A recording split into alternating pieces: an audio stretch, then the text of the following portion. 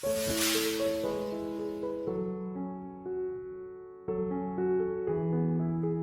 30 de mayo del Evangelio de San Juan, capítulo 21, versículos 20 y siguientes. En aquel tiempo Jesús dijo a Pedro: «Sígueme». Pedro, volviendo la cara, vio que iba detrás de ellos el discípulo a quien Jesús amaba, el mismo que en la cena se había reclinado sobre su pecho y le había preguntado: «Señor, ¿quién es el que te va a traicionar?». Al verlo, Pedro le dijo a Jesús: «Señor, ¿qué va a pasar con éste?». Jesús le respondió: «Si yo quiero que éste permanezca vivo hasta que yo vuelva, ¿a ti qué? Tú sígueme». Por eso comenzó a correr entre los hermanos el rumor de que ese discípulo no habría de morir.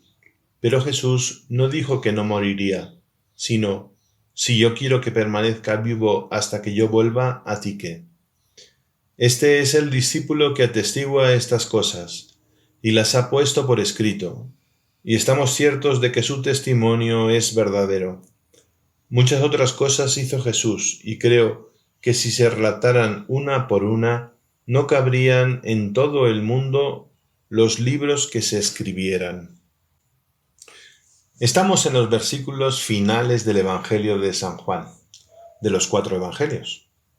Jesús nos dice, como le dijo a Pedro: «Sígueme».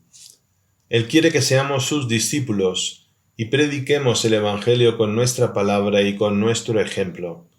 Nos quiere discípulos que aprendamos de Él y apóstoles que lo prediquemos.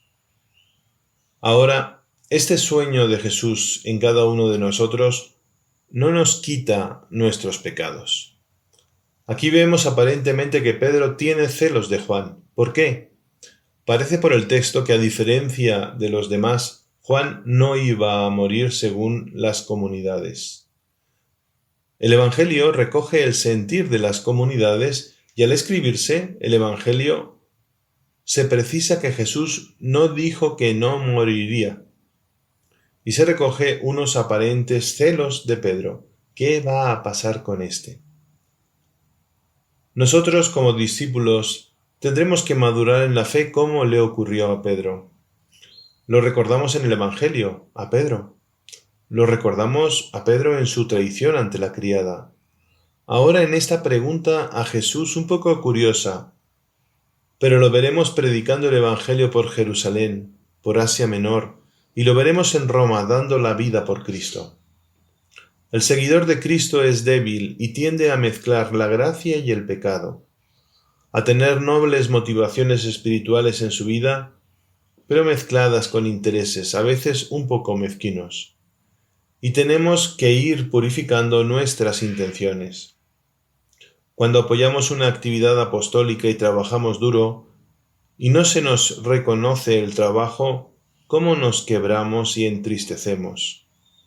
¿Y acaso no vio Jesús el amor que pusimos en la actividad?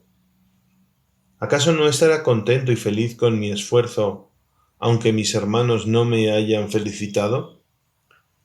Es cierto que la actividad apostólica la hacía por amor a Cristo, pero también tenía ciertas razones humanas. Con el tiempo, agradezco cuando me felicitan, pero si no lo hacen, sé que por quien trabajo apostólicamente es Cristo. Vivo con coherencia mi vida diaria por amor a Cristo. Purifiquemos nuestro interior para cumplir la voluntad de Dios.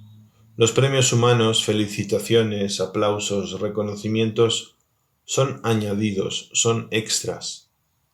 San Pedro maduró con el Espíritu Santo que lo fue moldeando.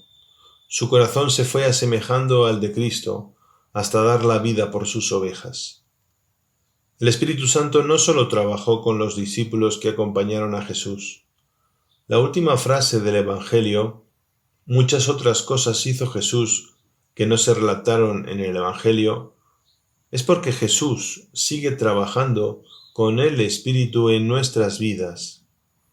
Y lo vemos cuando acaba el Evangelio, en primer lugar, en los libros del Nuevo Testamento.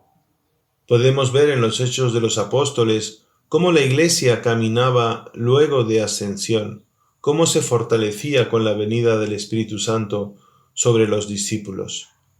Vemos en la primera lectura de hoy que dice: 2 años enteros pasó Pablo en una casa alquilada. Ahí recibió